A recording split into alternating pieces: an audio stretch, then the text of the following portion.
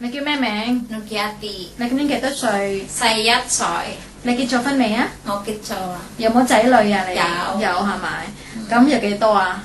有3個係嘛？係啊，咁你個仔咧同埋你個女幾多歲啊？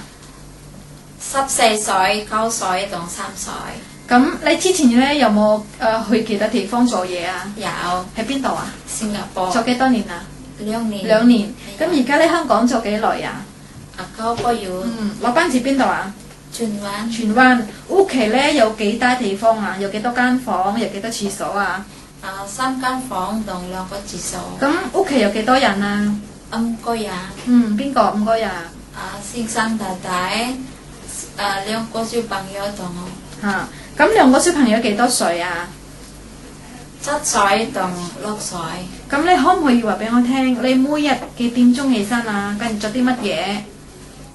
我6點半起身，跟住咧我刷牙洗面，跟住咧我抹乾淨屋企，我叫小朋友起身，同幫佢返學，送佢翻學係咪？係啊，跟住放學我翻嚟跟住做啲乜嘢啊？我凍衫，使唔使煮晏咗飯啊？你我使唔使送飯俾小朋友食喺學校啊？係啊，要係咪？都係煮飯俾佢食係咪？係啊係啊，咁你使唔使去計絲米鬆啊？幾點鐘去計絲米鬆啊？我唔使去計絲米唔鬆。使。咁邊個買餸啊？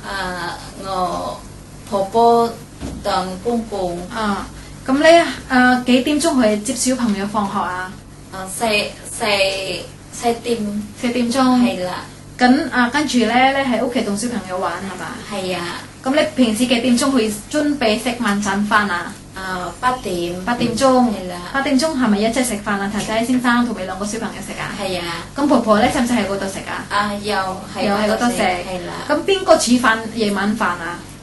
邊個啊？你同婆婆係啦，哦我同婆婆，咁你食完飯咧，跟住做啲乜嘢啊？